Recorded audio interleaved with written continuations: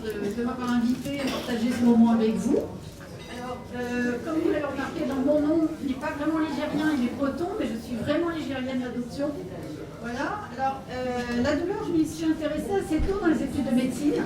C'est vraiment ce que je voulais faire. Et puis, je me demandais quelle spécialité faire pour aller approfondir. J'ai choisi la neurologie parce qu'il y avait plein de secteurs qui étaient transversaux dans la douleur.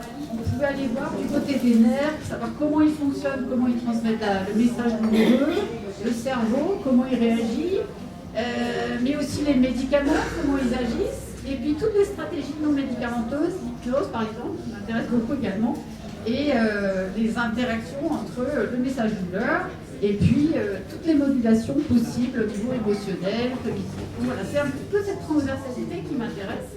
Et j'ai été amenée au fil du temps à m'investir de plus en plus dans le centre de la douleur et prendre le relais de Malou Navès, que certains connaissent certainement, qui était la chef de service précédente au centre. Voilà. Et donc aujourd'hui, je laissais bien sûr la parole à Laura. Moi j'ai bien sûr quelques idées en tête, mais j'aurais souhaité plutôt vraiment avoir des questions qui viennent de vos départs et qu'on parte de ça pour rebondir, pour voir vraiment ce qui vous intéresse, ce qui vous intrigue dans cette douleur, en sachant que, pour information, je suis peu impliquée dans la douleur aiguë, la douleur de l'anesthésie, du bloc. Je suis plus impliquée dans la douleur chronique dans tous ses états et dans la douleur du cancer. Voilà, dans ces deux aspects. Un petit peu moins dans l'aigu. Là, c'est un peu plus du registre de l'anesthésie, de l'orthopédie, etc. Voilà, je laisse la parole à Laura. Bien, bonsoir à tous et merci pour votre invitation. Je suis ravie d'être avec vous pour ce café philo dont me parlaient tant Jacques et Gaouti et Jean, bien sûr. Et je suis ravie d'être avec vous ce soir sur un thème bien sûr qui m'est cher, puisque c'est un thème lié à la santé. Donc moi je suis infirmière de formation avec un parcours un peu atypique, puisque alors, je suis de Saint-Étienne, un pur produit stéphanois.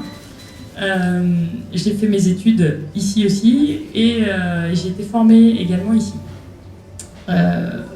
Donc comme je vous le disais, j'ai un parcours un peu atypique parce que j'ai bien sûr donc, été formée dans différents services, ce qui m'a permis de voir déjà différentes activités, de la médecine, la chirurgie, la réanimation.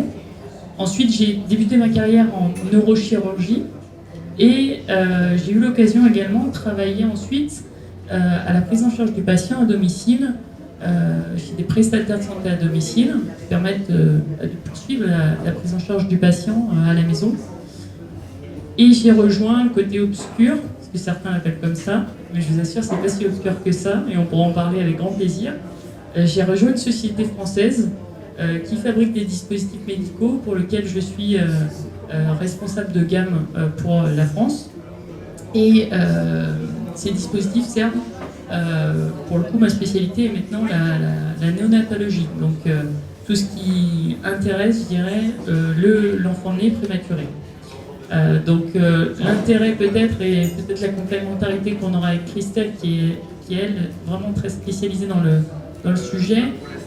Moi je pourrais plus ouvrir si vous le voulez sur la prise en charge, que ce soit hospitalière, extra-hospitalière, et puis parler aussi peut-être d'innovation et de fabrication de dispositifs médicaux, parce que quand on fabrique des dispositifs médicaux, qu'on les pense, on les pense bien sûr dans un but utile pour le patient, pour qu'il ne lui fasse pas mal, et également le plus pratique possible pour le soignant. Donc voilà notre complémentarité peut-être ce soir. Je vais repasser du coup la parole à Christelle, et puis n'hésitez pas à préparer vos questions, puis on va vous interroger aussi, parce que le but, encore une fois, et c'est peut-être des fois ce qu'on peut reprocher aux professionnels de santé, des fois d'être un peu trop littéraires dans leur présentation. Là on est entre nous, on est dans un cadre chaleureux, donc on va faire en sorte que les échanges le soient aussi, mais je crois qu'ils l'ont toujours été, donc on ne va pas déroger la règle. Alors, première question de la soirée, est-ce que la douleur, on peut dire qu'elle ne devrait pas exister? Qui pense que la douleur ne devrait pas exister? Oh, vous êtes sale. Oh là là. Alors, on veut bien qu'elle existe, mais on ne veut pas avoir mal. Voilà, la douleur aiguë, on aimerait bien la ténuée, mais quand même, elle a un bon rôle. C'est juste pour information, il faut savoir qu'il y a des gens qui ont des mutations de certains canaux sodium sur les petits nerfs, donc qui véhiculent la douleur. Et ces gens qui ont cette mutation peuvent avoir une analgésie congénitale. Donc depuis tout petit, en fait, ils ne sentent pas la douleur. Alors on pourrait se dire, ah bah c'est chouette pour eux, tant mieux. Eh bien non, c'est une vie de galère. Parce que quand vous vous brûlez, quand vous fracturez quelque chose, vous avez une carie dentaire, vous ne le sentez pas. Donc vous allez jusqu'à l'infection et jusqu'aux complications. Donc déjà, ça c'est un premier message, c'est que la douleur, elle peut servir au départ à quelque chose. Même cette satanée douleur d'arthrose, on se dit, ah, quand même, si ça mal partait, ce serait bien. Mais par exemple, pour information, ils ont développé il y a quelques années des thérapeutiques extrêmement puissantes, tellement puissantes que les gens n'avaient plus mal du tout. Du coup, ils forçaient sur leur articulation. Ils faisaient toutes les choses qu'ils ne pouvaient plus faire avant. Et qu'est-ce que ça a donné? Des destructions massives articulaires. Parce que malgré tout, même si on ne l'aime pas, cette douleur, elle a une petite fonction de protection et il nous indique qu'il y a quelque chose qui se passe dans l'axe des os, des articulations. Donc ça, c'est juste un petit message d'introduction pour dire que quand même, voilà, même si on ne l'aime pas, elle a quand même une petite fonction de départ. Voilà. Par contre, c'est sûr que la douleur chronique, elle a déjà beaucoup moins de fonctions, on a beaucoup plus à la subir. Alors, je vais vous laisser la parole peut-être pour, si vous avez d'emblée une question qui vous intrigue sur la ou les douleurs. Qui prend la première question? Ah, c'est la plus dure. Hein. Ah, c'est la plus dure, la première. Bien connue. Bonsoir. J'ai lu quelque part il y a un certain temps qu'on pensait, on entend que les nouveau-nés n'éprouvaient pas la douleur, à tel point qu'on les opérait sans anesthésie. Est-ce que c'est vrai? Ah oui, ça a été longtemps, énoncé, parce qu'en fait, il y avait deux choses. Les observateurs avaient mal observé, ils avaient mal interprété ce qu'ils voyaient. C'est-à-dire qu'ils voyaient des nouveau-nés, des nourrissons tétanisés, immobiles face à la douleur, face à des stimulations qui devraient être douloureuses. Ils se sont dit, s'ils ne bougent pas, c'est qu'ils n'ont pas mal. Et en fait, c'était une grave erreur, parce que s'ils ne bougent pas, au contraire, c'est qu'ils avaient excessivement mal, mais que le système était totalement sidéré. Et ils pensaient ça aussi parce que d'un point de vue théorique, ils pensaient que le cerveau n'était pas mature pour conduire les messages de la douleur. Donc je disais, s'il n'est pas mature, il ne faut pas se faire grand-chose. Donc là, et puis, il y avait peut-être aussi une façon d'occulter ce symptôme qui dérangeait quand même beaucoup le thérapeute, parce qu'à partir du moment où on reconnaît la douleur, il va falloir la prévenir, il va falloir... Puis pendant un moment, il faut bien savoir qu'il n'y avait pas d'anesthésie, Donc finalement, ça devait arranger pas mal de gens de penser que la douleur n'existait pas chez le petit. Hein, donc, et puis, d'ailleurs, la douleur n'était sans doute pas ni la seule fonction, ni le seul sentiment qui était négligé chez l'enfant, dans beaucoup de sociétés. Hein, c'est-à-dire l'émergence de la reconnaissance de la souffrance chez l'enfant est quelque chose qui a émergé ces dernières années quand même, ces derniers siècles on va dire. D'accord. Ça avait tendance à être quand même mis de côté Oui. au cours des siècles. Merci. Souvent, en fait, on parle d'être intolérant à la douleur. Alors, est-ce que ça revient peut-être un petit peu à ce que vous avez dit en préambule, que certaines personnes ne ressentent pas la douleur? Mais du coup, comment on pourrait le diagnostiquer et à partir de quel stade on considère être intolérant, en fait? Alors, en fait, la question elle est intéressante, mais elle est extrêmement difficile, parce que dans la douleur, il y a plusieurs composantes. C'est-à-dire, d'abord, vous avez pour une stimulation douloureuse, je tape mon bras.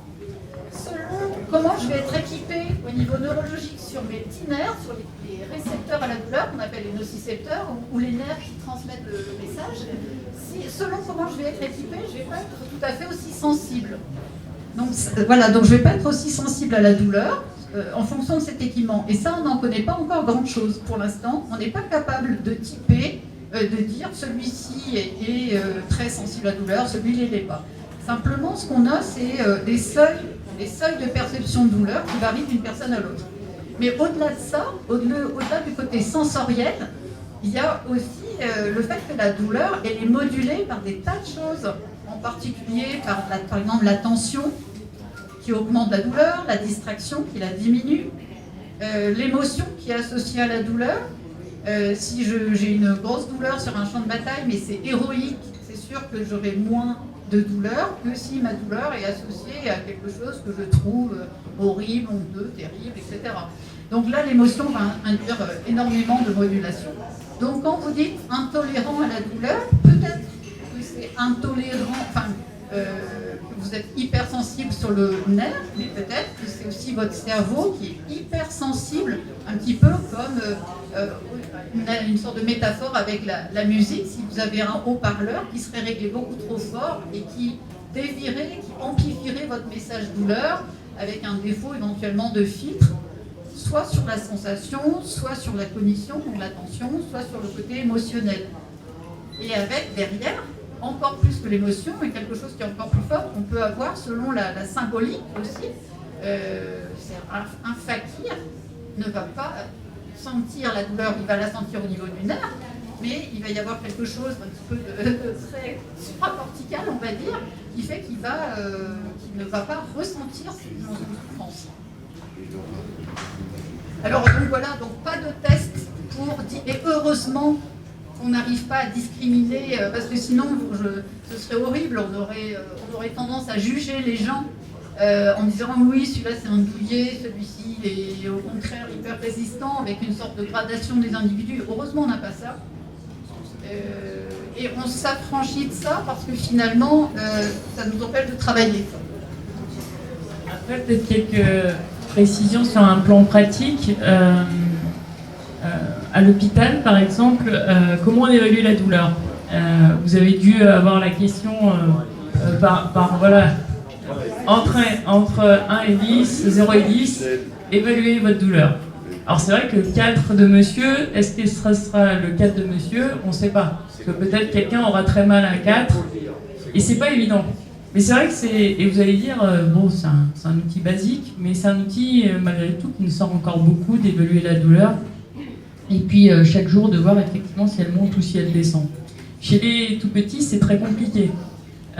Parce qu'il y a aussi des échelles qui existent, mais qui seront plus liées au comportement de l'enfant, le faciès et autres. Et c'est vrai que, et là, je reprends la casquette plus d'innovation et de recherche, c'est vrai qu'on essaye de travailler sur aussi le lien que peut avoir le monitoring de l'enfant, donc tous les paramètres vitaux, pour voir peut-être le lien qu'il peut y avoir entre les deux pour être meilleur justement sur l'échelle de douleur. Parce que bon, un adulte qui parle ou un enfant qui arrive aussi à s'exprimer, lui dire est-ce que tu as mal et où est-ce que tu as mal, c'est plus simple. Un tout petit, bien sûr, c'est d'autant plus compliqué. Donc c'est vrai que sur un plan pratique, voilà comment on peut évaluer la douleur. Et puis après, on pourra le voir après si vous avez des questions dessus, mais on a différents dispositifs aussi avec différentes stratégies thérapeutiques qui permettent de soulager.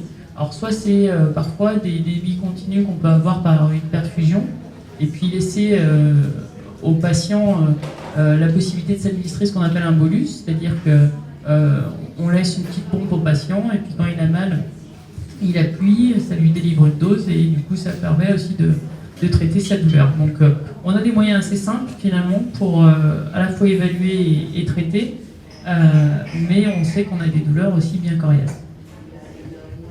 Je ne sais pas si vous savez, mais il y a une super équipe en pédiatrie, en néonatologie, et qui travaille sur l'évaluation de la douleur, comme ça, du néonat en réa, ou justement avec les fameux dispositifs où ils évaluent le diamètre pupillaire, par exemple, qui est très lié à la notion de stress associé à la douleur.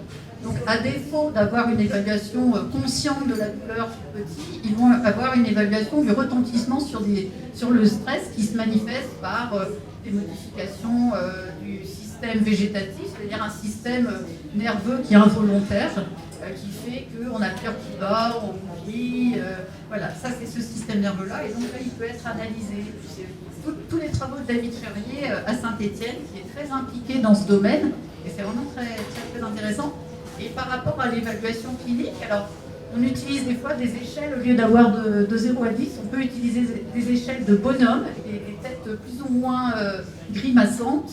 On l'utilise pas mal, et curieusement, moi qui suis pourtant chez l'adulte, sur mon bureau j'en ai une, et elle est énormément utilisée, et aussi pas seulement par les gens qui ont des problèmes avec la langue, mais avec beaucoup de personnes finalement qui s'y retrouvent bien. Là où on est très très gêné, c'est pour des sujets très âgés avec des troubles, ou des jeunes avec des troubles cognitifs, ou des adultes, des enfants avec des troubles autistiques ou psychiatriques vraiment majeurs.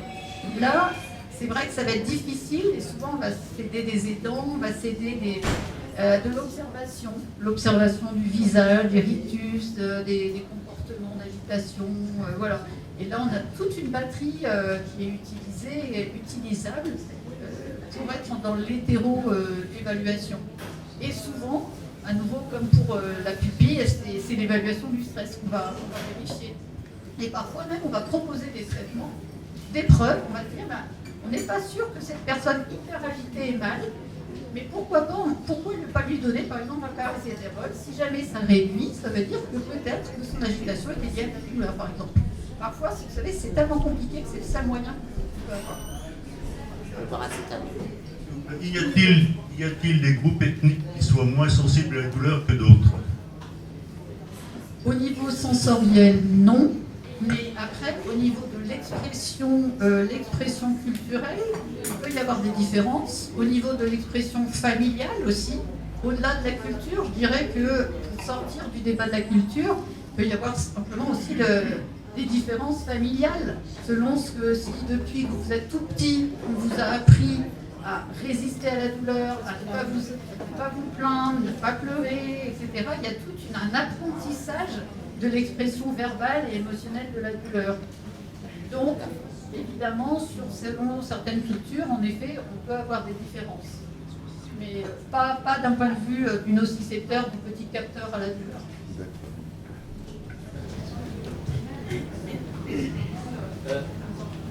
Comment peut-on expliquer... Attendez, parlez dans le micro s'il vous plaît, parce qu'on enregistre. Si on veut avoir votre parole et la garder, il faut que vous parliez dans le micro. Oui, comment peut-on expliquer des douleurs qui reviennent à des heures particulières, particulièrement la nuit d'ailleurs, et régulièrement à des heures précises?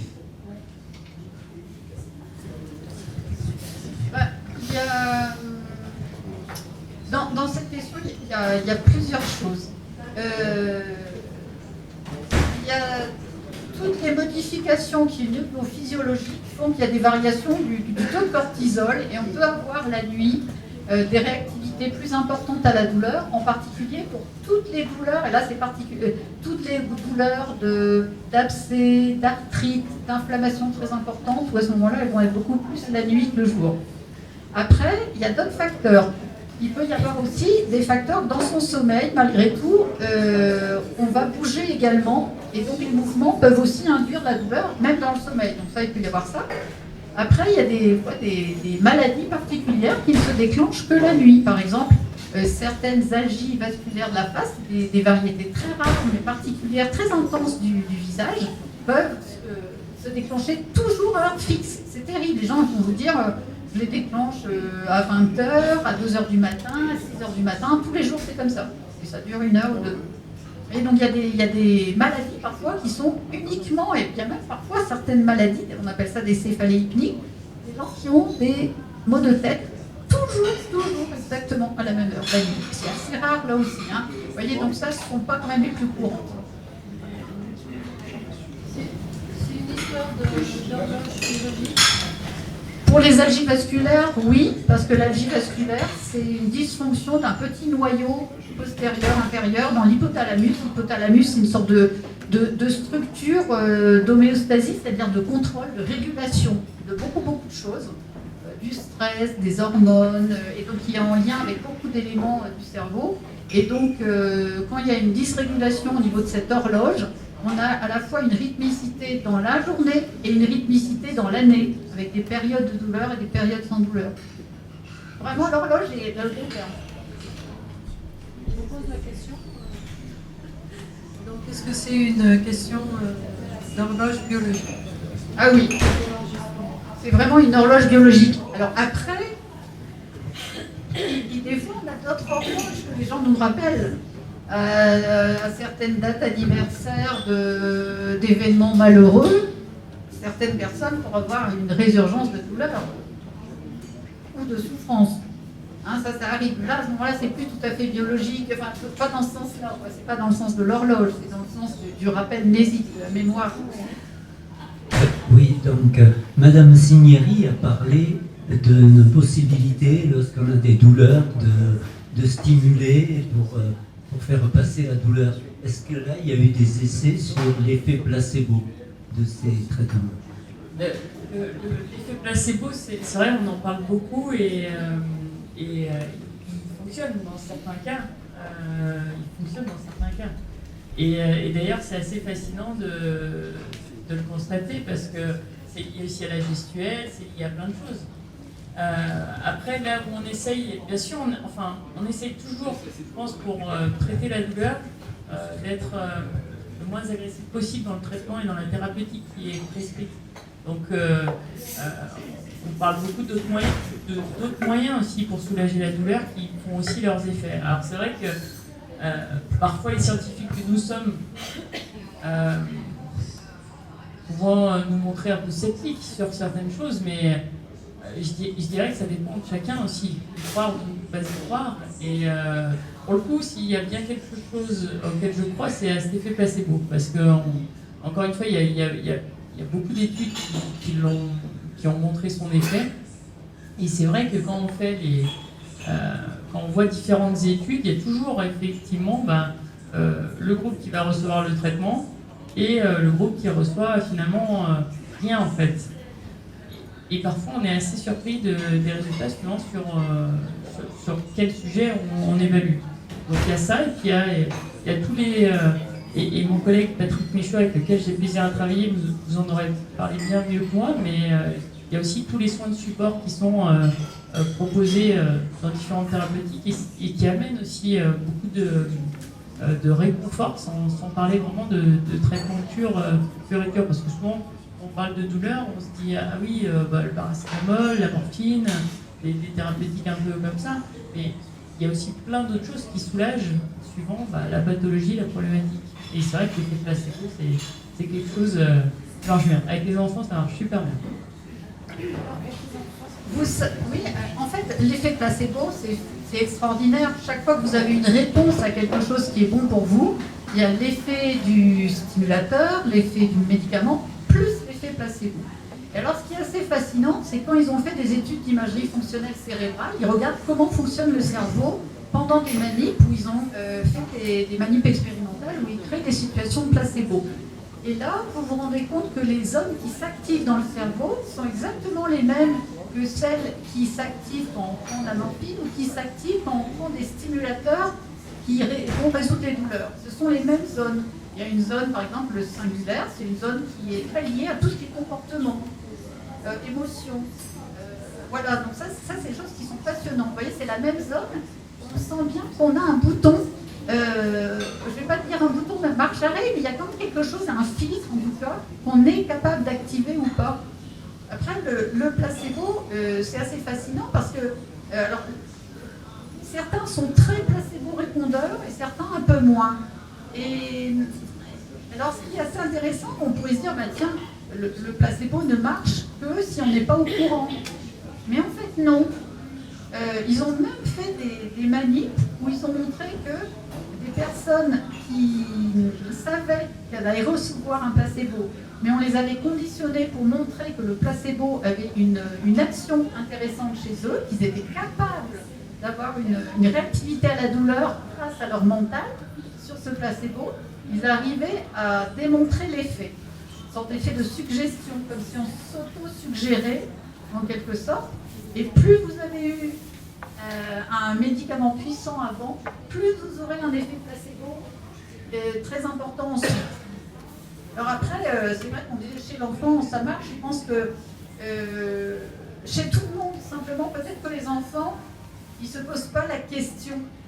Ils ne s'embarrassent pas avec tout ces tas d'idées qu'on peut avoir, nous, en avançant en âge, où finalement, on s'en pose beaucoup trop de questions.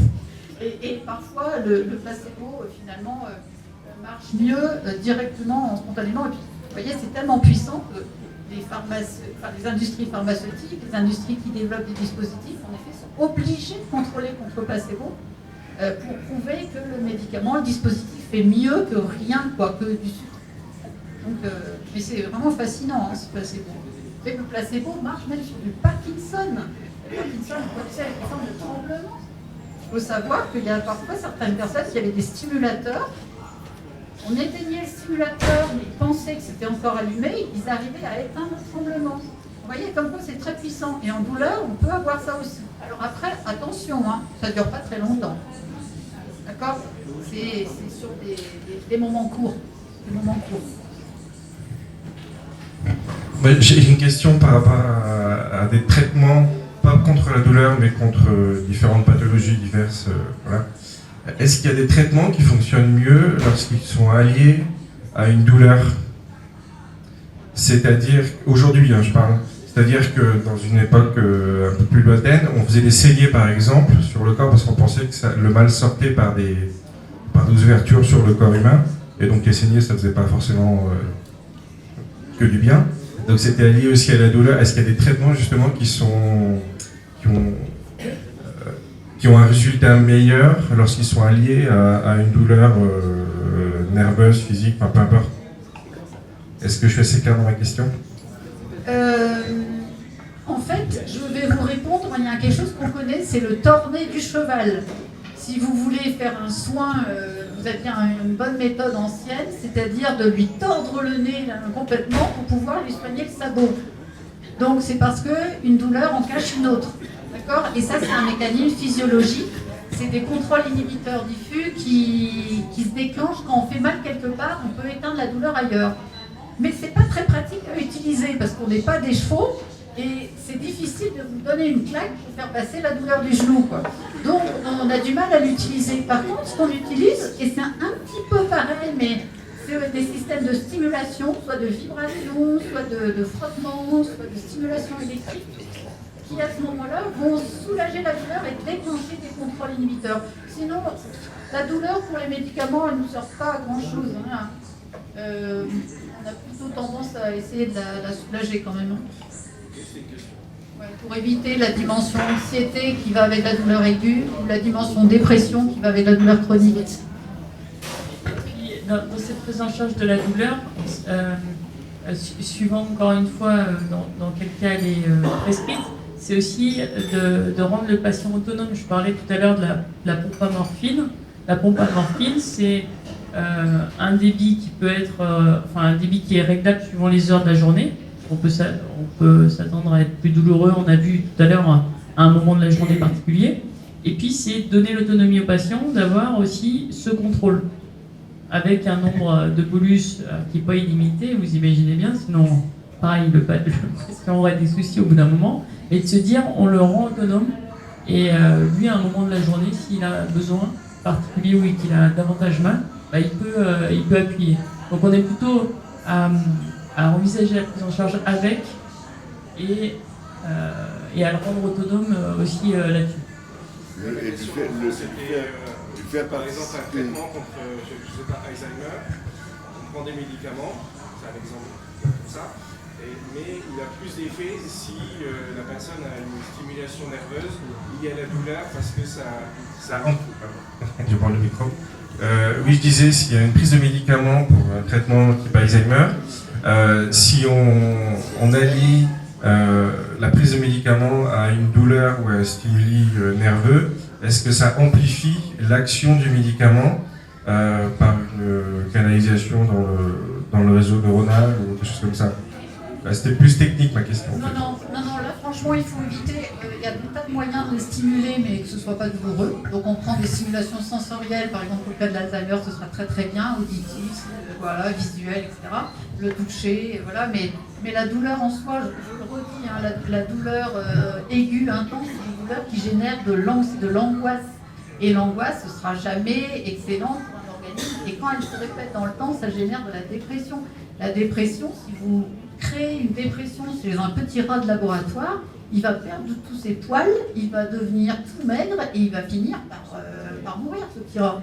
Donc le système répété de souffrance qu'on administre, c'est très mauvais. Ça crée une dépression, un état de stress, et donc ça, ce sera de toute façon délétère. Alors j'ai une question sur les douleurs des membres fantômes. Vous savez, les personnes qui ressentent une douleur à un membre qui leur a été amputé, en fait, donc ils ont été amputés. Est-ce que vous pouvez nous expliquer, en fait, comment ça peut se manifester? En fait, alors déjà, juste par rapport au terme, je vais juste préciser, hein, donc une personne qui est amputée, pour les gens qui ne se représentent pas trop ce qui peut arriver, elle peut avoir des douleurs juste du moignon, donc ça des fois c'est de l'inflammation, des petits nerfs qui sont un peu trop excités au bout. Et il peut après y avoir des phénomènes de fantômes, donc admettons, j'ai eu un gros accident et on m'a arraché le bras. Eh bien, je vais pouvoir avoir un fantôme, c'est-à-dire avoir l'illusion d'un bras gauche, alors que j'en ai pas. Parce que la carte au niveau de mon cerveau, le cerveau, il a gardé la mémoire de mon bras.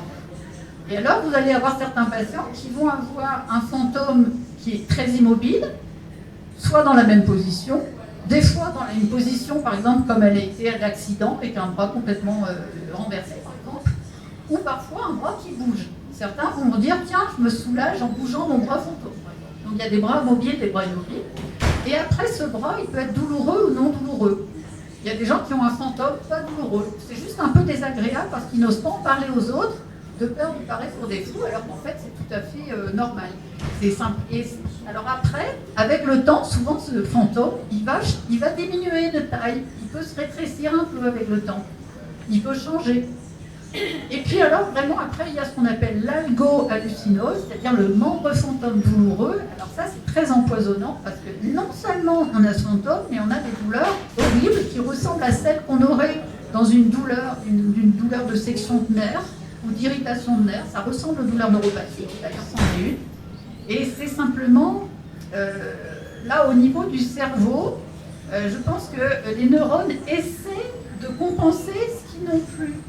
Et en essayant de compenser, ils augmentent les cartographies des zones qui essaient d'envahir les zones voisines pour essayer de rattraper la fonction qu'ils ont perdue. Et en faisant ça, il y a une sorte de court-circuit qui fait qu'on a l'algo-hallucinose qui apparaît. Donc après, quand ça se produit, alors on peut essayer des traitements pour calmer l'hyperexcitabilité en se disant peut-être que si au bout de mon épaule j'ai un nerf très irrité ou quelque chose qui m'irrite, c'est peut-être ça qui envoie des stimulations que le cerveau interprète mal. Donc on va à ce moment-là donner des antidouleurs qui sont soit des antiépileptiques, soit des antidépresseurs. Après, on peut se dire, on va essayer de moduler le système de contrôle de la douleur là-haut.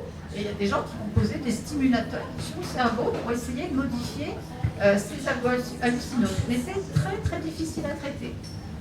Puis il y a des gens, vous l'avez peut-être vu à Saint-Étienne, parce qu'on a Pascal Giraud en rééducation qui est bien spécialisé là-dedans, hein, qui fait de la thérapie miroir, oui, sur des patients qui ont eu des amputations de membres. À quel set aujourd'hui? Ah, bah alors, je n'ai pas vu, mais ça ne m'étonne pas. Voilà. C'était très intéressant. Voilà, et vous avez. Donc, il avait le système de thérapie miroir par ordinateur, oui. Voilà. Parce qu'avant, on l'avait à l'ancienne. On avait les vieux miroirs à l'ancienne et on projetait, la personne regardait dans le miroir la projection de leur brassin de l'autre côté. Ça leur donnait comme s'ils avaient deux brassins. Et maintenant, c'est beaucoup plus moderne. Ils font ça avec l'ordinateur, où il y a le bassin qui est reconstruit par ordinateur, qui est flippé. Comme ça, on donne l'impression que c'est droit contralatéral. Et le cerveau a l'illusion d'avoir deux bras qui fonctionnent normalement. Donc là, la réalité virtuelle ou réalité augmentée commence à être utilisée pour la rééducation. Mais c'est perturbant hein, quand même. J'imaginais, hein, vous avez l'habitude de fonctionner sans votre bras, et vous vous trouvez avec un bras. Ça peut créer des sueurs froides, des impressions végétatives bizarres. Et puis, j'ai un patient qui me disait dans ses expériences que ça l'agaçait parce qu'à la fois ça le soulageait un peu pendant, mais dès qu'il partait, dès qu'il enlevait l'appareil, il se disait oui, bah, je suis toujours avec un seul bras. Vous voyez, et donc dans la vie courante, c'est pas toujours simple. Mais à côté de ça, je pense qu'il y a une part de rééducation qui est vraiment passionnante. Hein. Et vraiment là, on est sur les mystères de notre cerveau et du système de plasticité qui fait que le cerveau essaie toujours de compenser quelque chose, mais il n'y réussit pas toujours très bien. Excusez-moi, j'ai une question. Donc, juste pour rebondir, j'ai une question sur ce que vous venez de dire sur la réalité virtuelle augmentée. Est-ce que ça a été utilisé pour en prévision d'une future, je sais pas, greffe, enfin, pour un bras c'est exagéré, mais une future prothèse en tout cas par exemple? On pourrait s'imaginer, comme vous dites, qu'au début on commence à avoir le bras virtuel, et puis plus tard finalement on va enfin pouvoir avoir une prothèse complète. Comme ça on s'habitue et il n'y a pas ce côté frustration, c'est la frustration un certain temps mais après elle disparaît. Et deuxième question que j'avais, avant que vous parliez de la réalité virtuelle, qui était est-ce que le climat au sens large, c'est-à-dire hiver, été ou région, va influencer la douleur? Moi je pense notamment qu'on a de l'arthrose ou autre, on se dit qu'un climat très humide va favoriser la douleur. Et parfois il y a des effets paradoxaux parce que finalement comme on est à côté de la mer, on dit super, ça nous soulage finalement la douleur derrière. Désolé pour les deux questions en une, mais... Juste pour le climat, je réponds tout de suite. C'est une question difficile. On a tous ce savoir empirique d'humain qui dit que les douleurs arthrosiques, les douleurs articulaires sont un peu plus fortes en situation de froid, d'humidité. Bon, après, il n'y a pas beaucoup d'études scientifiques là-dessus. Ce qui peut être intéressant aussi, c'est de quand même toujours se poser la question est-ce que c'est le climat? Est-ce que c'est la température? C'est vrai que par exemple, moi, je vois beaucoup de douleurs neurologiques, et ça, c'est beaucoup de gens qui me disent qu'au contraire, c'est la chaleur qui leur déclenche les douleurs. Hein? Et après, il y a aussi le contexte. Est-ce qu'on est bien dans le froid? Est-ce qu'on est bien dans la grande chaleur, etc. Donc ça joue aussi. Après, je ne vous dirai pas plus au niveau scientifique, j'en sais rien en fait. Hein. C'est très empirique, c'est de ressenti. Hein,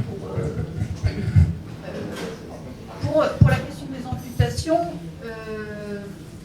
les choses se font toujours en plusieurs temps. Hein, il faut vous dire que ces phénomènes dont on parlait ne sont pas systématiques. Maintenant, il y a beaucoup...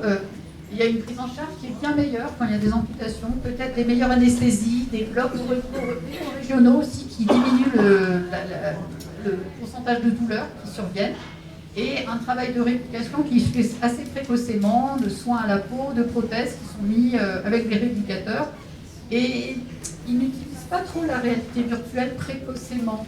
Je pense qu'il la réserve, parce que comme pour l'instant on n'en sait pas beaucoup, il la réserve plutôt au cas où les patients, après, à distance, gardent des douleurs. Au départ, c'est vrai qu'il y a pas mal de choses à faire déjà avec la motricité. Donc je dirais que souvent ils vont se concentrer là-dessus pour apprendre à se servir de la prothèse sur le membre, etc. Et ça prend déjà une bonne part de leur énergie. Mais vous avez raison, peut-être que ça pourrait être intéressant de le faire plutôt s'ils avaient du temps. Et maintenant, en fait, on ne sait pas très bien. Hein, notre cerveau, il s'adapte au fur et à mesure. Ce qui est sûr, c'est que, bizarrement, c'est quand un nerf récupère, quand une fonction nerveuse récupère au niveau moteur, c'est souvent là que les douleurs s'installent. Un petit peu comme si le corps cherche à réparer quelque chose, mais il ne répare pas tout à fait comme il faut.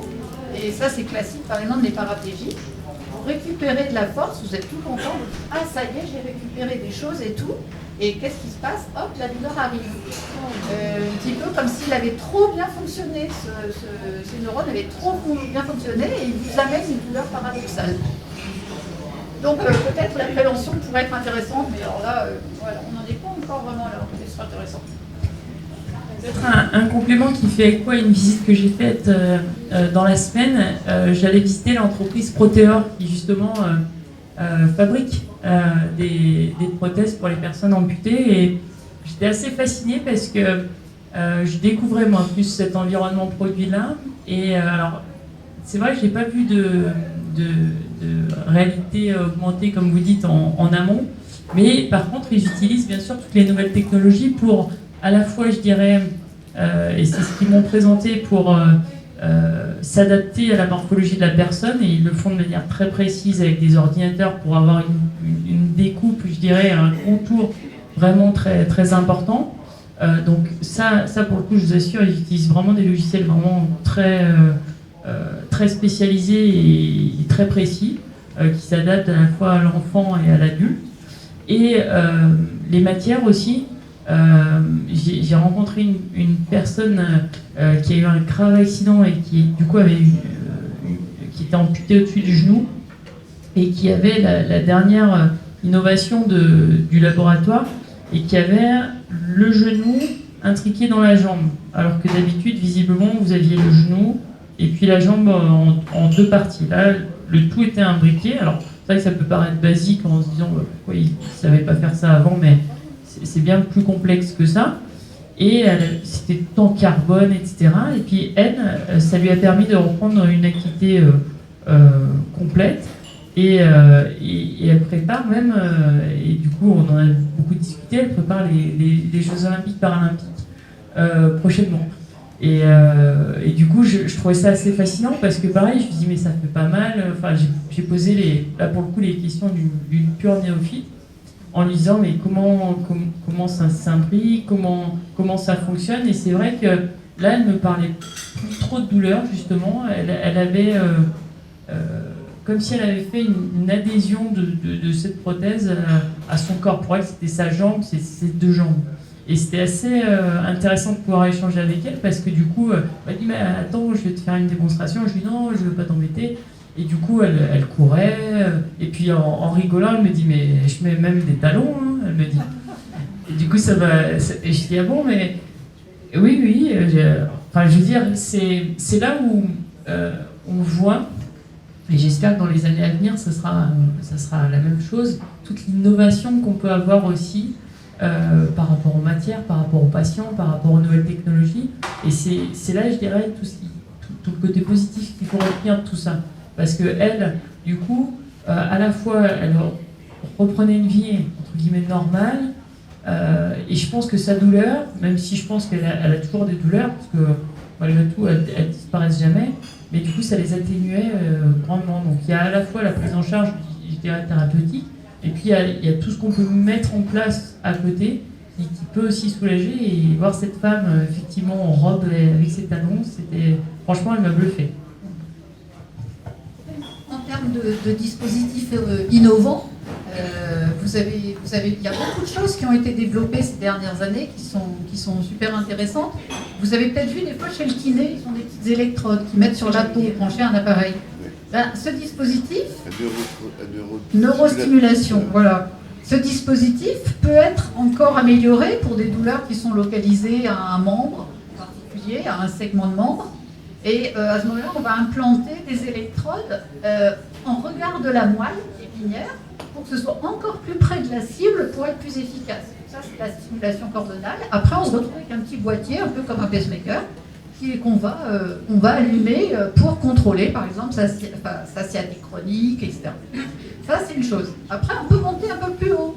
Pour des gens qui ont des douleurs neurologiques épouvantables d'un hémicorps, ça arrive après des accidents vasculaires, des scléroses en plaques, des choses comme ça. On peut faire de la stimulation, soit par des ondes magnétiques, ça s'appelle la RTMS, la stimulation magnétique répétitive. Donc ça peut marcher sur des douleurs unilatérales, ou des douleurs éventuellement de deux membres, mais pas des douleurs diffuses. Et là, ça peut être intéressant. Donc, par des stimulations magnétiques répétées, on n'a pas besoin d'ouvrir le crâne. Ça peut être pas mal, des séances toutes les 3 semaines. Et puis après, on peut aller au-delà. Ceux qui répondent bien, on peut mettre un petit stimulateur. Alors là, c'est plus compliqué, on ouvre le crâne. On met des électrodes en regard d'une zone. Bizarrement, on stimule la zone motrice. Vous allez me dire, mais c'est bizarre de stimuler la zone motrice. Ben, nous aussi, on trouve ça bizarre. Personne n'a encore bien compris.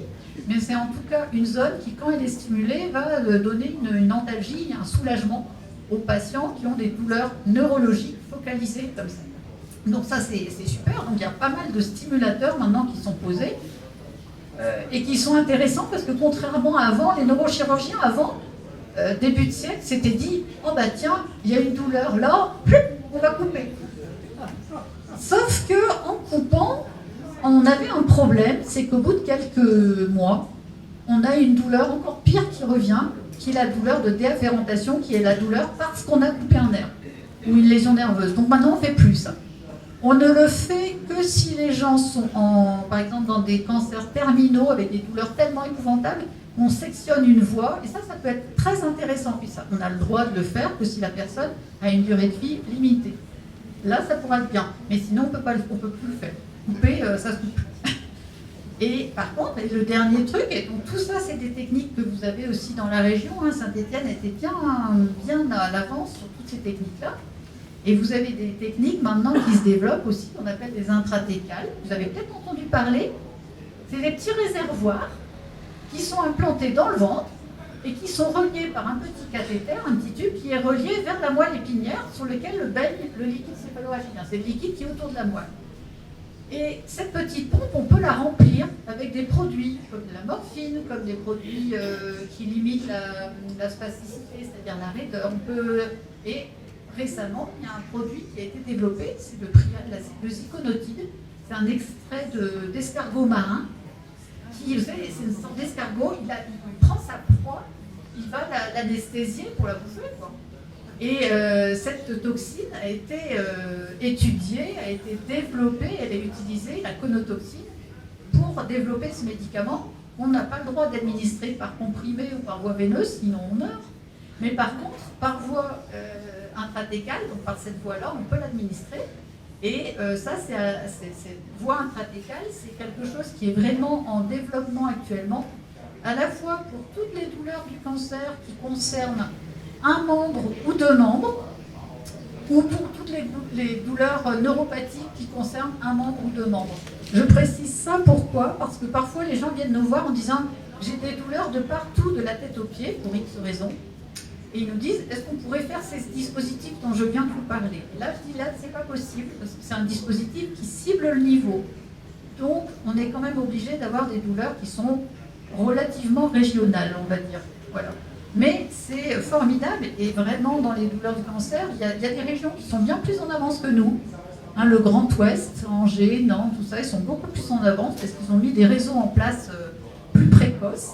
Et là, nous, en Rhône-Alpes, il y a un projet qui est financé d'ailleurs par la Ligue contre le cancer, le projet ITARA, pour justement faire connaître aux professionnels, mais aussi aux patients, l'existence de ces techniques qui sont vraiment très intéressantes. Parce que Laura parlait tout à l'heure de la pompe. Vous savez, cette pompe à domicile qu'on a qui est reliée au niveau de la veine et qui administre la morphine. C'est bien. Par contre, avec l'intratécale, votre pompe, elle est remplie tous les mois. Mais vous n'avez rien, vous n'avez pas de fil à la patte. Donc en autonomie, les patients gagnent en autonomie. Excusez-moi, et comment elle se remplit cette poche? Eh bien, on la remplit en hôpital de jour. Il y a un petit, on la sent à travers la peau, et on pique avec une seringue qui est préparée par le pharmaciste de façon stérile. On pique dedans, on enlève ce qui reste et on met un nouveau produit. D'accord. Voilà. Et là, l'avantage, pour vous donner une petite idée, 300 mg de morphine par comprimé, ce serait équivalent à 1 mg de morphine dans la moelle. Ce qui veut dire qu'on va avoir des toutes petites doses dans la moelle. Et grâce à ça, les tolérances vont être meilleures et plus puissantes. Voilà, donc ça, c'est des choses qui sont chouettes. Nous, on est très, très contents de pouvoir avoir ces dispositifs maintenant. Parfois, on regrette un peu que les gens soient adressés un peu tard. C'est-à-dire que les gens, parfois, sont tellement fatalistes par rapport à la douleur, c'est vrai que quand il y a un cancer, on pense à tellement de choses à côté que parfois on considère que c'est peut-être c'est pas le plus important. Et pourtant, on a des patients qui, le fait d'avoir moins mal, retrouvent un peu plus d'énergie, remangent, et du coup, voilà, on gagne de l'énergie et du coup de la survie. Alors, bon, c'est pas ça qui traite le cancer, on est d'accord, mais on dit pas la qualité de vie qui va avec. Et pour la fibromyalgie, les personnes qui sont atteintes de fibromyalgie, quels sont les traitements qu'on peut avoir à part les électrodes qui stimulent? La fibromyalgie, d'abord j'explique pour les gens, la fibromyalgie, ce que c'est, pour nous, en algologue, ça veut dire que quelqu'un a un seuil de douleur qui est particulièrement bas, parce qu'il a sans doute un défaut de filtre. Donc c'est un peu comme un rhéostat de chauffage qui serait mal réglé. Votre rhéostat est bas, votre chauffage se met en route au quart de tour tout le temps. Là, avec la fibromyalgie, votre rhéostat est bas, donc vous avez mal pour un rien. Aux poignets, aux genoux, aux épaules, au dos, etc. C'est très pénible. Et par-dessus le marché, non seulement ce filtre est bas, mais en plus vous avez des troubles du sommeil, très importants, et une fatigue permanente dans la journée. Et parfois vous avez d'autres troubles de concentration, des tas de choses qui ne sont pas agréables. Et le pire de cette affaire, qu'une fois sur deux, vous rencontrez des gens qui vous disent « Oh mais ça c'est psychologique, c'est dans ta tête mon grand ». Donc c'est un peu la double peine pour les pauvres patients qui ont de la fibromyalgie. Alors, le problème, c'est qu'on ne sait pas, il y a sûrement différentes formes de fibromyalgie, et à ce jour, on n'a pas de traitement, reconnu. La seule chose qui a été montrée comme efficace, en tout cas par rapport aux médicaments ou quoi, c'est la remobilisation physique, le réentraînement à l'effort. Parce que là, évidemment, quand vous avez des douleurs de partout, vous ne bougez plus. Et quand vous ne bougez plus, vous vous démusclez. Et quand vous vous démusclez, vous aurez encore plus mal. Et alors, probablement que dans le réentraînement à l'effort, donc là, une super équipe qui travaille sur Saint-Etienne, c'est l'équipe de David Dupin, en médecine du sport, et qui font de la rééducation aux patients qui ont de la fibromyalgie pour réentraîner, soit doucement, soit de façon intensive, les patients à l'effort. Alors, on ne sait pas par où ça passe. Est-ce qu'ils se fait après plus d'endorphine ou... on ne sait pas exactement, il y a sûrement un bien-être aussi, mais les premiers temps, c'est difficile. Hein, les gens en bas les premiers temps, mais ensuite, il peut y avoir un effet qui est bénéfique. Voilà. Après, les autres médicaments, c'est un petit peu représenté. Est-ce que vous savez si tous les animaux peuvent éprouver de la douleur? Je ne suis pas un spécialiste, mais je pense que la douleur étant un signal d'alarme, c'est un système de défense qui a dû être mis en place au niveau phylogénétique très tôt pour pouvoir se défendre contre l'agression. Donc j'aurais tendance à dire que logiquement, oui, puisque c'est... voilà. Après, une douleur consciente, ça c'est une autre question. Est-ce que les animaux ont conscience de la douleur? Là, je vous glacierai pour. Mais la nociception, oui.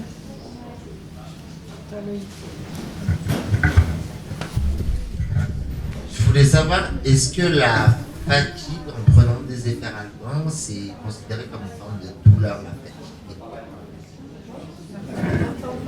fatigue? Est-ce que la fatigue, c'est considéré comme une forme de douleur? Non, pour moi, la fatigue, c'est plus un symptôme qu'il peut y avoir et qui peut... Enfin, je veux dire, quand on a mal toute la journée, à la fin, forcément, ça induit de la fatigue et on disait à terme aussi l'humeur, la dépression, si c'est des choses pas traitées. Mais la fatigue en tant que telle, c'est pas quelque chose de douloureux. Donc les médicaments, ça sert à rien, quoi.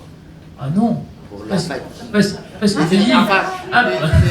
Est-ce que les efferalgan, par exemple, ça... pour la fatigue. Non, la fatigue, il faut... C'est pas bon emprunt. Non, mais la fatigue, il faut plutôt se dire qu'est-ce qui fait que je suis fatigué.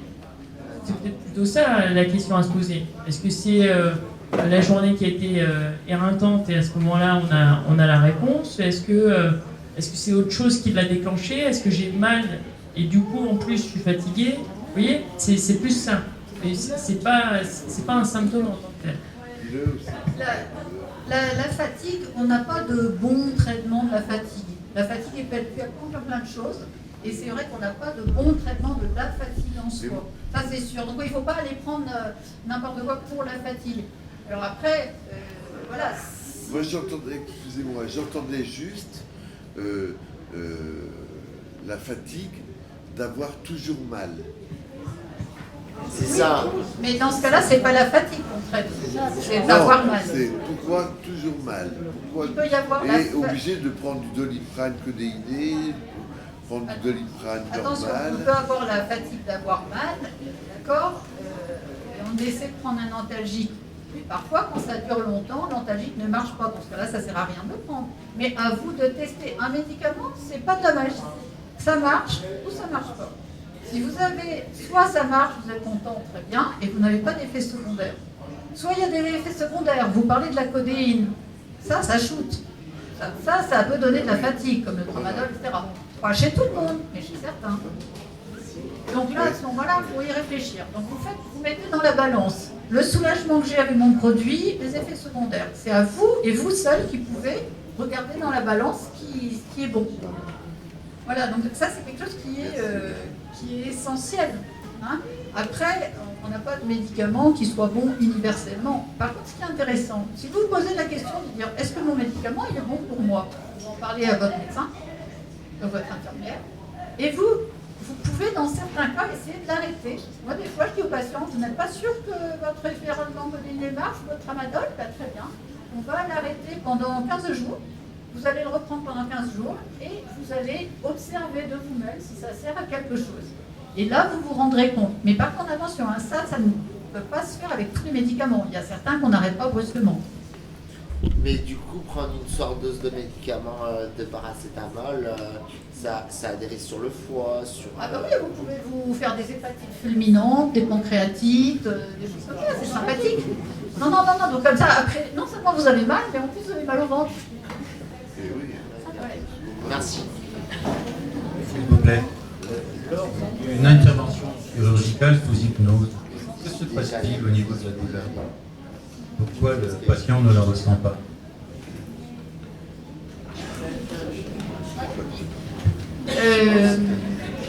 L'hypnose, déjà, c'est un état modifié de conscience.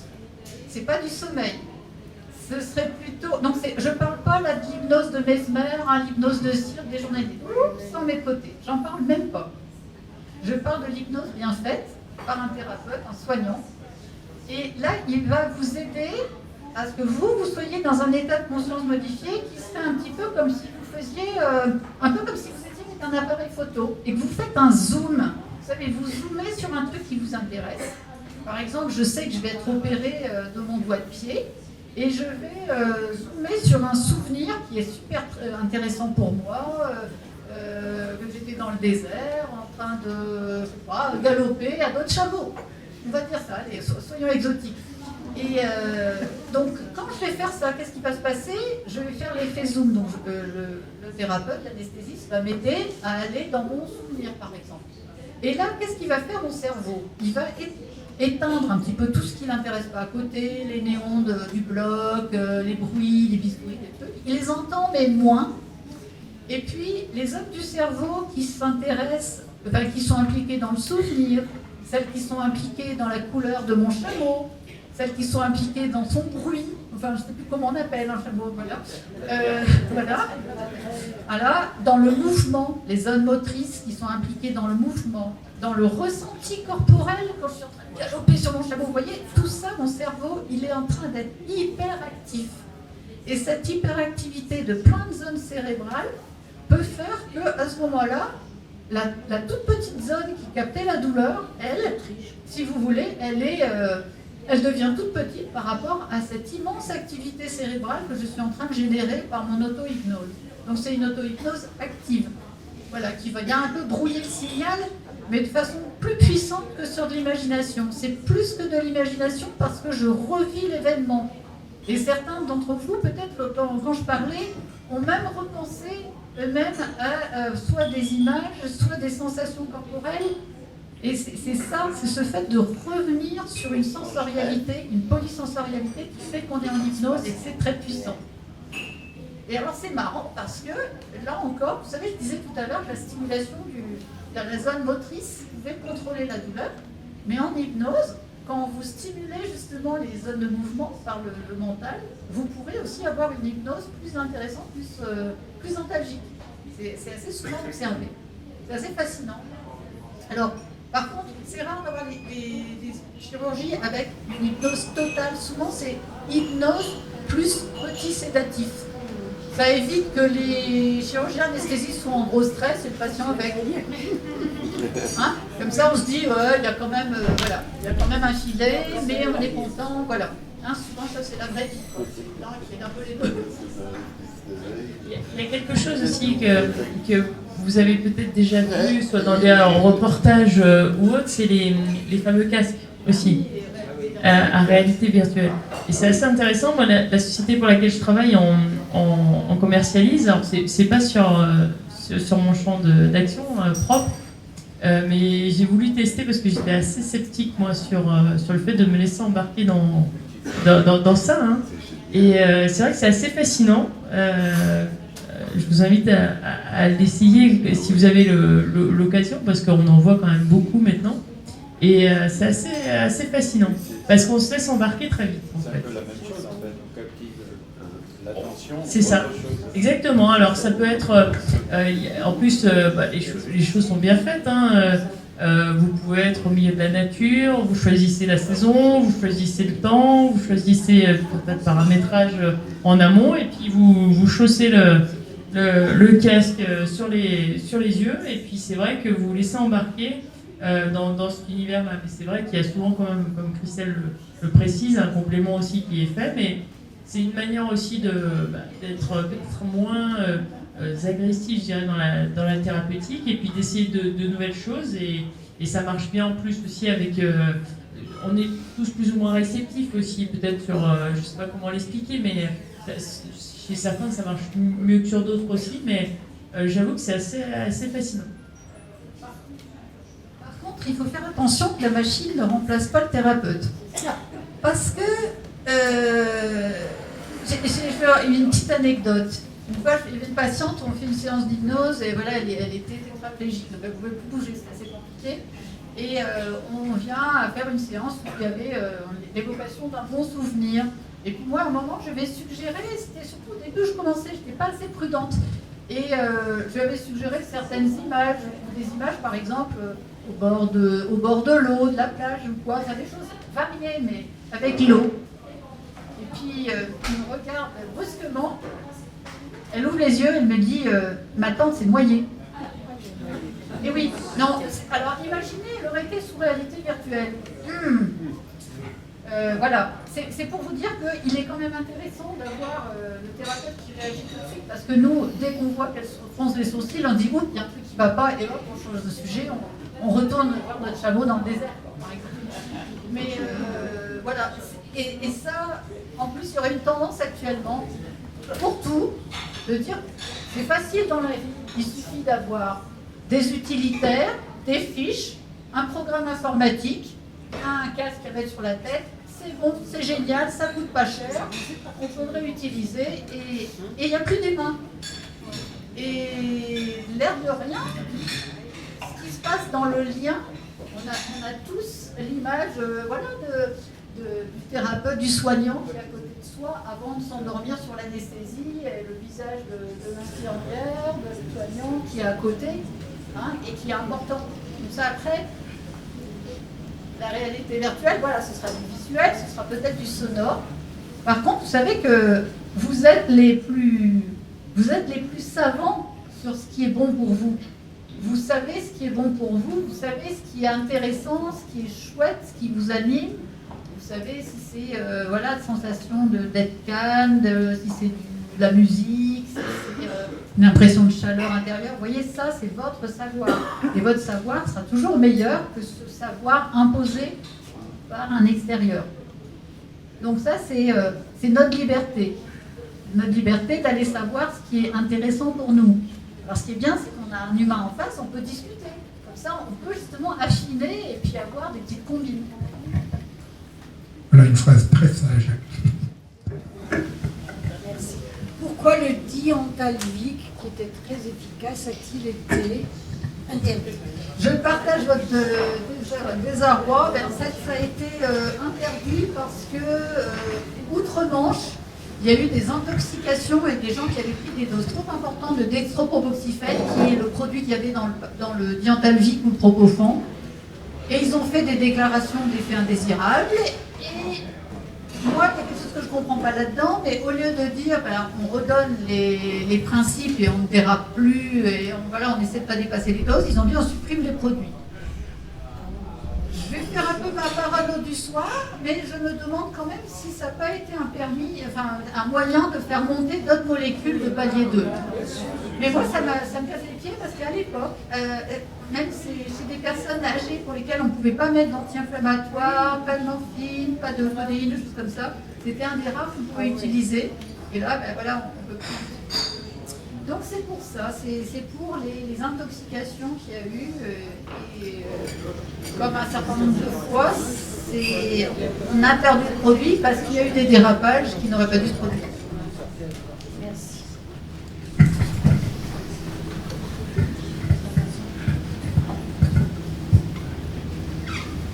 Jacques, ça calmait les questions. Un truc qui est intéressant, vous avez vu votre réaction, c'était très marrant quand je vous ai regardé quand il y avait le pied, on a vu le pied tordu. Alors là, vous savez, on est avec nos neurones miroirs.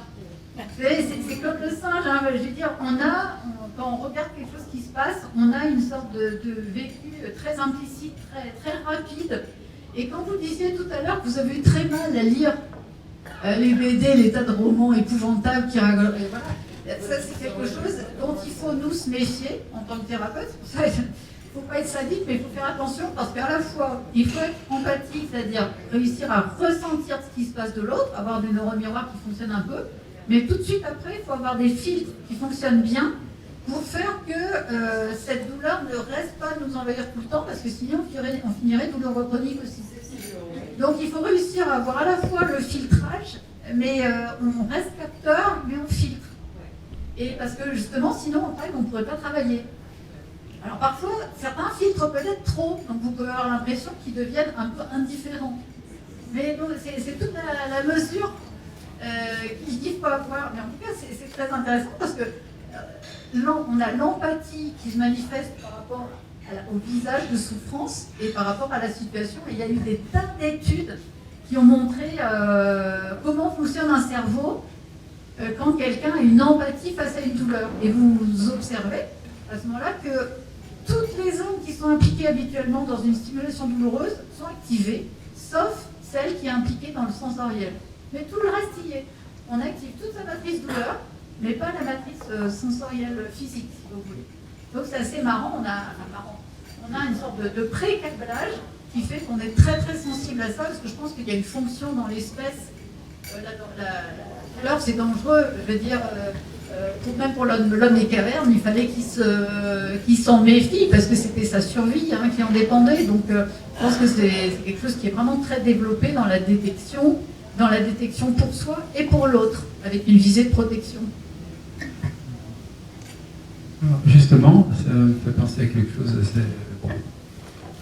Est-ce que le douleur et le plaisir est vraiment antinomique? Parce que je me posais même des questions. Tout à l'heure, regardais, il y en a beaucoup qui regardent des films, justement, il y a beaucoup de films d'horreur, tout ça, fantastique, où il y a de la douleur. Et on est mitigé entre une certaine douleur et un certain plaisir dans cette douleur. Je voulais même savoir si, justement, au niveau du cerveau, douleur et plaisir sont très proches, puisqu'il y en a qui peuvent prendre du plaisir dans la douleur. Il y a quelque chose, c'est-à-dire qu'on peut projeter cette douleur, on peut même avoir, bien qu'il y a des personnes, en tout cas il y a des choses où on peut justement avoir un certain plaisir, on a mal, mais en même temps on se projette quelque chose à côté, et on peut avoir peut-être, est-ce que douleur et plaisir, il peut y avoir un pont entre les deux et que cette douleur peut aussi créer certains désirs et plaisirs. Question pas facile, mais c'est vrai qu'il y a ce que vous décrivez. Parce que déjà, comme on disait tout à l'heure, quand on évalue la douleur, on ne l'évalue pas de la même façon. C'est-à-dire que ce qui est douloureux pour moi ne sera pas autant pour vous ou inversement. Et puis après, il y a cette notion de plaisir. Je ne sais pas si j'ai la réponse à votre question sincèrement, mais il y a aussi, au-delà de ce que ça nous procure, il y a aussi, je dirais, autre chose qui n'est pas ni de la douleur d'ailleurs, ni du plaisir, qui est une appétence à des pratiques ou autres aussi, je pense. J'avoue que je sèche un peu sur votre question. C'est surtout, enfin, je trouve ça hyper compliqué parce que soit on la prend du côté de la psychiatrie et on va dire là on parle du côté, justement on parlait du côté du plaisir qui est soit le plaisir sadique ou du plaisir masochiste, où là on est vraiment dans quelque chose du domaine de la psychiatrie, donc moi c'est pas forcément ce que je connais mieux, mais en effet où à ce moment-là on peut tout à fait avoir justement les deux en même temps, quoi, le plaisir, la douleur. Donc, voilà, ça on peut le voir sous cet angle-là. Après, on peut voir aussi que si vous avez un niveau de souffrance autre très important, de souffrance psychique très fort, tout ce qui va venir faire irruption dans cette grosse souffrance peut venir momentanément soit contenir, soit faire frein à cette souffrance psychique-là. Et à la limite, la douleur peut être quelque chose qui vient faire effraction brusquement. Et finalement, elle peut naître, cette petite grosse douleur physique peut peut-être n'être rien par rapport à votre souffrance mentale qui est derrière. Auquel cas, elle va pouvoir venir peut-être aider. Parce qu'elle va venir faire un petit peu écran, effraction. Voilà, donc c'est pour ça que le problème est assez compliqué. Après, au niveau cérébral, si on regarde du côté chimique, c'est vrai qu'on a des médiateurs où c'est surtout ce qui est tout ce qui concerne la sérotonine et va être impliqué à la fois sur tout ce qui est dépression, mais il va être aussi impliqué dans la douleur. Donc là, on a des produits qui vont jouer à la fois sur le seuil de dépression qui va vous rendre plus optimiste, plus heureux et qui vont diminuer en même temps votre douleur par ce biais-là. Donc on peut avoir ces phénomènes. Souvent, là après c'est une autre vision, c'est encore une autre casquette. On a des patients qui ont des douleurs chroniques, rebelles. Chroniques, ça veut dire qu'il y a un retentissement fort, social, professionnel, affectif, tout ce qu'on veut. Et c'est un peu comme une paraplégie, on ne remarche pas. Une douleur chronique, quand elle est vraiment rebelle, on ne peut pas la faire disparaître forcément. Et donc il y a des tas de gens qui vont rester avec une douleur chronique tout le temps. Donc il va falloir qu'ils s'adaptent. Et là, quand ils vont s'adapter, ils vont apprendre à vivre avec leur douleur. Et là, la dimension plaisir, alors là par contre, elle va être à l'envers. C'est-à-dire qu'on va leur dire, maintenant, au contraire, vous avez dans la balance de gauche une douleur qui pourrit la vie. Et bien maintenant, dans la balance de droite, vous allez au contraire mettre quelque chose de la dimension du plaisir. Et là, il va y avoir une compétition entre les deux. Et là, le plaisir peut gagner. Mais dans certains cas, si vous êtes complètement déprimé, la douleur, elle va gagner.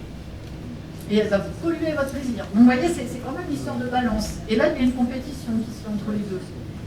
Vous voyez, c'est assez complexe.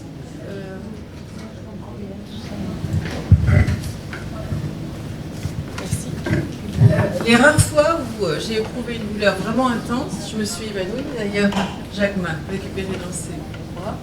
À cette occasion, c'est mon mari. Donc du coup, je voulais savoir si justement c'est quelque chose qui est fréquent et si on l'explique bien. Je laisserai Christelle détailler parce que c'est plus technique, mais il y a le cerveau est bien fait parce qu'il y a cet état de veille effectivement d'un moment donné d'arrêter les choses pour stopper.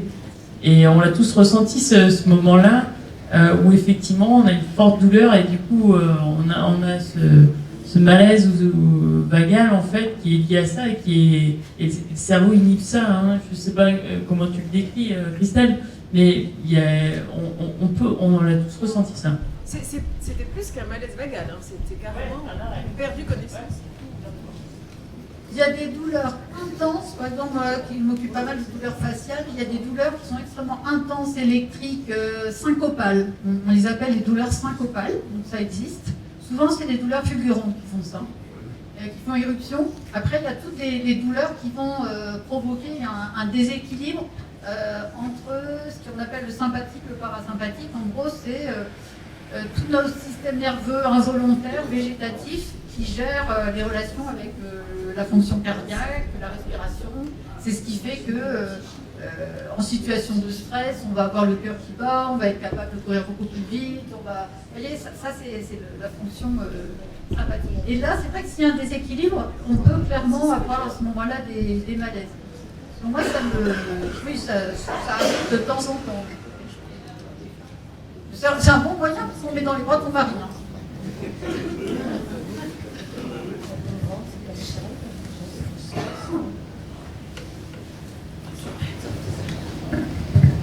Bonsoir. Alors, je viens d'arriver, donc j'ai peur de tomber comme un cheveu sur la soupe, mais j'ai quand même envie de poser un peu une double question.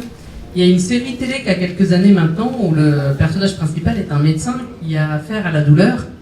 Donc c'est Dr House, et je trouve intéressant comment ce personnage articule douleur physique et douleur morale. Il la traite de la même manière. Et du coup, ça m'évoque ce que Freud disait, que la douleur physique et la douleur morale, c'était pareil, c'est de la douleur. Et donc ma question, c'est comment aujourd'hui, en tant que dans des services de traitement de la douleur, on attrape cette question-là. Ça a sûrement déjà été un peu traité, mais bon, voilà. Au pire, pour la redite, vous ferez très court, mais c'était vraiment le point qui m'intéressait. Non, c'est vrai que c'est une question qui est passionnante. Sur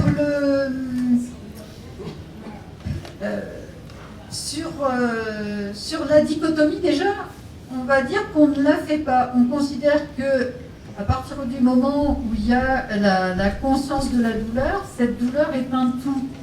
C'est une douleur qui est issue soit d'un petit récepteur qui est hyperexcitable, soit d'un nerf qui nous transmet, soit d'un cerveau qui orbitonne et qui nous envoie, voilà. Mais il y a une trace dans tous les cas.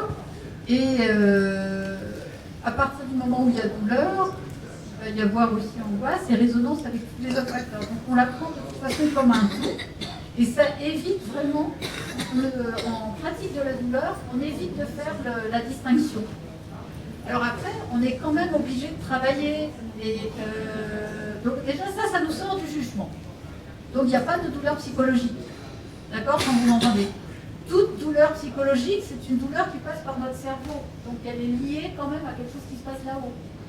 Hein, donc à partir de ce moment où on raisonne comme ça nous évite de juger, on n'est plus dans le clivage. Donc ça, moi je trouve que c'est très aidant. Après, on est quand même obligé de travailler, c'est-à-dire qu'on va quand même rechercher des petits signes, c'est-à-dire qu'on va être obligé de chercher s'il y a l'anxiété, la dépression, des choses plus psychologiques, parce qu'à ce moment-là, on va avoir des moyens d'y faire face. Soit des approches non médicamenteuses, des avis auprès de psychologues, de psychistes, médicaments ou pas médicaments, peu importe. Mais vous voyez, donc là, on est obligé quand même d'aller de temps en temps y creuser un peu plus. Voilà, et on va creuser dans différents secteurs. Par exemple, pour les maux de tête, par exemple, on va aller chaque fois traiter tous les modules. On va regarder du côté des antécédentes psy. On va regarder du côté de l'environnement, c'est-à-dire mon stresseur externe, qu'est-ce que c'est? Est-ce que c'est mon voisin, ma femme, mon mari, etc. On va regarder du côté des muscles, parce qu'ils sont tendus ou pas. On va regarder du côté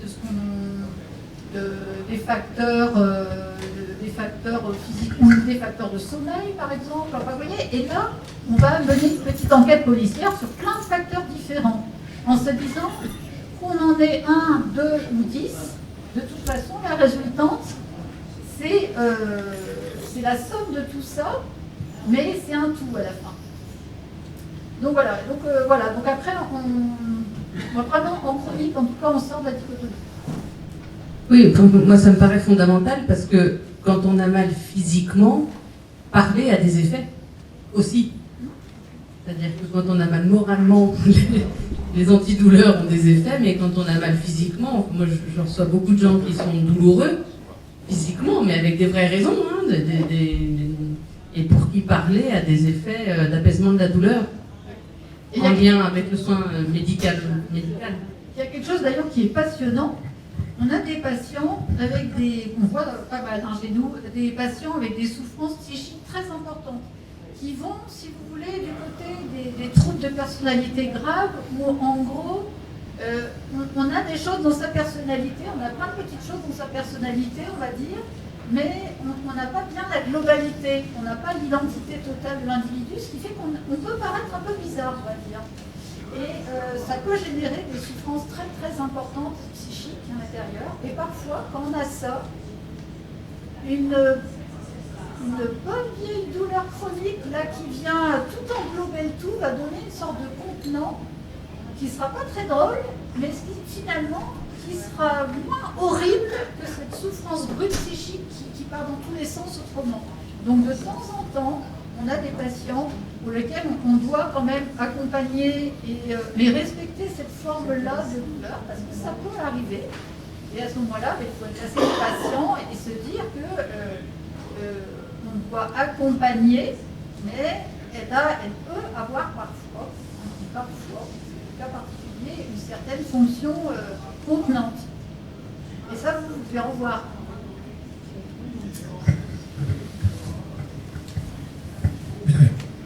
On va pas tarder à terminer notre soirée. Une dernière question, deux questions encore. Paul. J'aimerais savoir comment se déclenche la douleur psychologique. La douleur physique, je comprends fort bien, un nerf est coupé, il y a un influx nerveux qui passe. Bon. Et pour ce qui est de la douleur psychologique, j'ai plus de mal à percer la chose. Est-ce que c'est chimique? Est-ce que c'est... Voilà. Tout est chimique. À partir du moment où on est vivant, il y a deux neurones qui se connectent, il y a une médiation, tout est chimique. Donc après, celui qui saura vous dire quel est l'élément psychologique, comment ça se déclenche exactement, ben ça il aura le prix Nobel, plus que ça même. Non, c'est vrai qu'on ne sait pas, mais par contre, en tout cas c'est évident que ça existe. Mais on a quand même des tas de zones au niveau cérébral qui sont impliquées dans des choses tellement variées. Ça peut aller de la douleur au comportement, au cri, à l'émotion, à l'apprentissage. Et il y a tellement de croisements dans ces zones qu'on peut bien imaginer qu'il puisse en effet y avoir des déclenchements de douleur, de traumatisme, à tous les sens du terme. C'est vrai que c'est souvent que nous, en pratique, on a des résonances entre des traumatismes physiques, des fois un peu banales, qui paraissent pas très importants, avec des souffrances psychologiques actuelles et des souffrances psychologiques anciennes. Et ça fait comme s'il y avait une sorte de réseau, comme si tout le monde se mettait en résonance en quelque sorte. Et là, à ce moment-là, il y a une résultante qui fait une grosse douleur. Mais il y a sans doute une résonance entre différents facteurs. Souvent, c'est ça d'ailleurs. Souvent, quand c'est quelque chose de psychologique qui va déclencher, souvent c'est bien résonance quand même. La première fois, on dit c'est la première fois, oui et non, parce qu'on est bébé d'abord. On a des tas de choses qu'on a oubliées, on a des tas de choses qu'on a vécues plus ou moins difficiles, et voilà, la résonance peut se produire à ce niveau. Je pense. C'est pour ça, ce qui est intéressant dans la prise en charge de la douleur, c'est d'avoir cet aspect de pluridisciplinarité entre les spécialistes. Et c'est la chance qu'on a ici à Saint-Étienne, mais pas seulement. C'est que quand un patient est pris en charge, il est pris en charge dans sa globalité. Donc il peut avoir une consultation de la douleur, une consultation aussi avec des psychologues et d'autres spécialistes, parce que de toute façon, plus on est, je dirais, et tant mieux, l'espérance de vie augmentant, on sait que malheureusement on va avoir aussi d'autres soucis qui vont s'ajouter et de plus en plus. Donc la prise en charge, quand elle est efficiente, je dirais, c'est que, et quand la douleur est bien prise en charge, c'est aussi parce que du coup vous avez tout ce pôle de spécialistes autour de vous, et je pense que c'est cette addition de spécialistes et de consultation qui fait aussi que les choses sont bien prises en compte, parce qu'il n'y a pas qu'une douleur, finalement il y a des douleurs, et cette prise en charge permet vraiment de bien la traiter avec tous ces spécialistes autour. Il y a un truc qui est vraiment important maintenant, c'est que quand on est plusieurs, on s'aide, on prend avis, tout ça, donc ça c'est intéressant. pour quelque chose qui est difficile à traiter, c'est important pour nous d'être aussi à plusieurs, parce que voilà, c'est pas si simple. Et après, on va beaucoup travailler sur, en douleur chronique au moins, sur l'acceptation. Une fois qu'on a mis en place des tas de choses, parfois plus rien ne bouge. Et à ce moment-là, il faut faire face. Et ça, c'est vrai pour toutes les choses de la vie. Et accepter ce qu'on n'a pas choisi, et pourtant on va encore continuer pendant des années.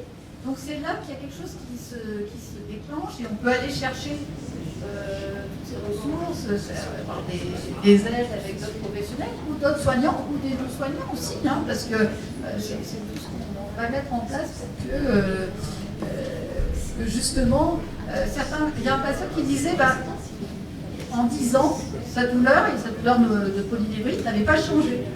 Et en fait, il disait, avant, je vivais ma douleur comme si j'étais dans un studio. Maintenant, je vis ma douleur comme si j'étais dans un T7. C'est-à-dire qu'elle m'envahit moins, elle arrive à me déplacer vers d'autres choses, quoi. Voilà. Et donc, c'est cette chose autour de l'acceptation. Ça ne veut pas dire qu'on ne fait rien, mais voilà. Et à partir du moment où on se pose, on arrête de lutter, on accepte quelque chose, là on peut commencer à avancer. Donc ça c'est le message, et on a des patients qui sont fantastiques, qui nous montrent qu'ils sont capables de faire malgré leur handicap, malgré la douleur. Ça c'est vraiment des belles expériences, quoi. J'aimerais revenir sur l'exemple du fakir que vous avez évoqué. Quelles sont les techniques du coup qu'il emploie? Est-ce qu'on retrouve finalement les techniques d'hypnose identiques à celles du patient qui est opéré par l'autosuggestion, ou est-ce que c'est d'autres techniques?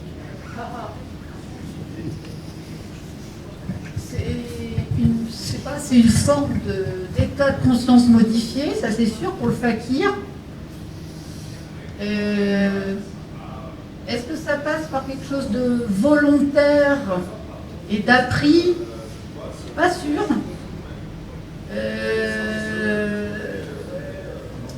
Sur le canal, je suis pas sûre que ce soit ça passe sur l'apprentissage par le fakir.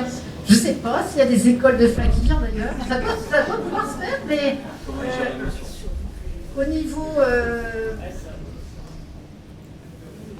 En tout cas, il y a la représentation de ce qui se passe. Là, on arrive à un schéma. Enfin, pour moi, on arrive au l'hypnose, on est dans quelque chose d'assez émotionnel, assez limbique, assez basique quand même. Et je trouve qu'avec le fakir, on arrive vraiment sur l'idée qui prend le dessus et qui est un tout. Donc je le vois sur un autre niveau, mais je ne sais pas. Là, Du coup, ça met en évidence notre pouvoir du mental. De toute façon, on a plein de pouvoirs du mental. Il est extrêmement puissant dans le mental. C'est fantastique. Je voudrais aussi ajouter un élément de réponse à cette question.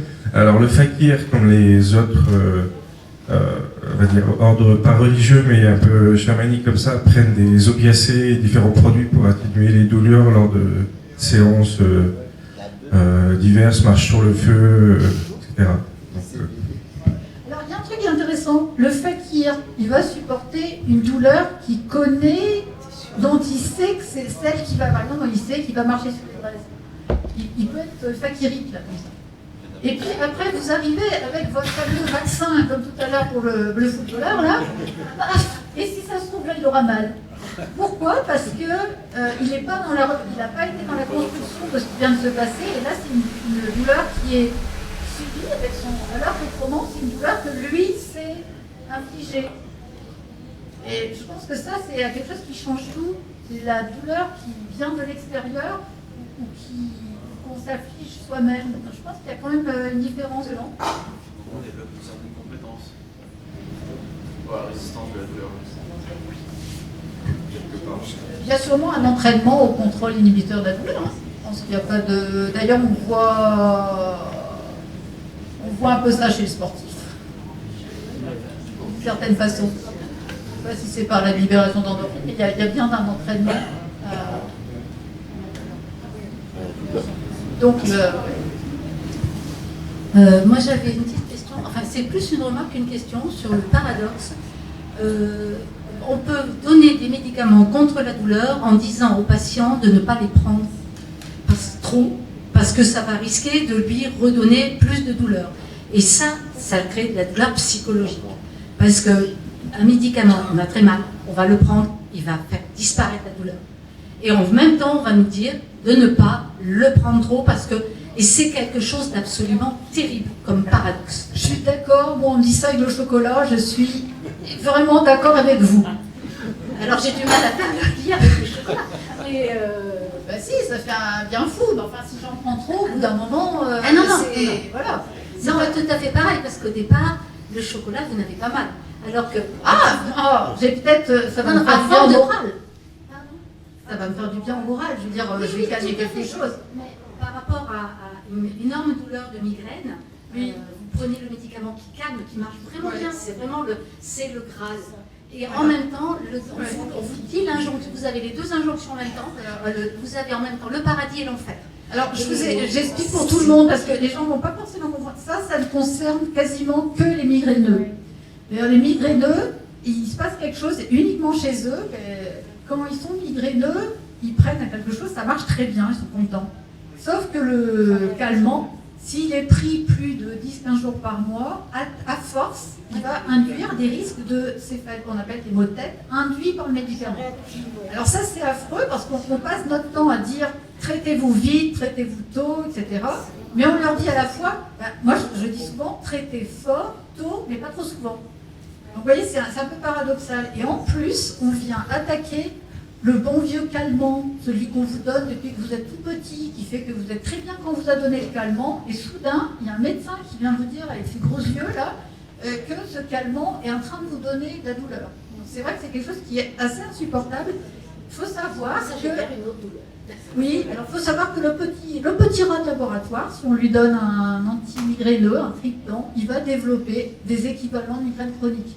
Donc c'est quelque chose qui est très pharmacologique. Donc là où on met en garde la personne, c'est par rapport à ce risque pharmacologique qui est physique. Après, ce qu'il faut bien lui dire, c'est qu'on n'est pas en train de la traiter de toxicomane. On est en train de lui dire qu'elle s'est fait avoir par un effet pharmacologique du produit qui refait revenir le mal de tête 2 fois plus vite. Mais alors après, c'est vrai que c'est quand même c'est difficile à entendre. La seule façon de sortir de ça, c'est après de réussir à donner à cette personne d'autres moyens de traiter et d'espacer les crises. Mais pour ça, il faut avoir des traitements de fond efficaces, qui soient soit médicamenteux ou non médicamenteux. Relaxation, hypnose, acupuncture, activité physique, ou les traitements qui sont en train d'être développés actuellement, là, mais qui coûtent très cher, malheureusement. D'accord ? Et donc le traitement de fond, c'est justement qui va vous permettre de sortir de ce mauvais pas. Je ne voulais pas parler de... C'est simplement la remarque est sur le côté paradoxal et le côté générateur d'une autre douleur, d'une sorte de détresse, au moment où une personne a géré deux choses en même temps. Ce côté, la raison, tout ça, c'est génial, on sait, on apprend, enfin, et je pense qu'il n'y a pas que les migraineux, parce qu'on a bien vu aussi que des gens qui avaient eu des accidents, qui prenaient des antalgiques, à un moment donné devenaient accros aux antalgiques. C'est pas la même chose, tout à fait. C'est certainement pas la même chose. Mais bon, en tout cas, c'est pas une consultation. C'est vraiment pour dire qu'à un moment donné, il y a un point où la douleur est générée par le paradoxe de si je prends, je n'ai plus mal, si je prends, je vais avoir mal. C'est trop. Oui, mais après, c'est trop. Mais après, il y a un moment où ça peut être ça. Après, soyons simples, ce qui est casse-pied, c'est qu'on est toujours, finalement, le vrai problème qui fait mal, c'est qu'on reste toujours avec sa douleur, et on sait que même si on l'a pas sur le moment, on l'aura le lendemain. Et c'est ça qui reste le vrai problème, quoi. C'est casse-pied, quoi, c'est sûr. Après, ce paradoxe, de toute façon, on l'a avec la caféine, on l'a avec d'autres choses. Certains ont ça avec les vasoconstricteurs nasaux. On met pour déboucher le nez, on peut avoir la même chose. Je vous en prie. Non, mais je le précise parce que ça arrive pour d'autres choses. Vasoconstricteurs nasaux qu'on prend pour les rhumes, tout ça, et qu'on prend tout le temps, on peut avoir ça. L'effet positif sur le moment, et puis négatif après. Voilà, donc tout ce qui est incohérent et paradoxal, nous arrange pour accepter un symptôme. Est-ce que vous êtes d'accord qu'on arrête sur cette parole d'espoir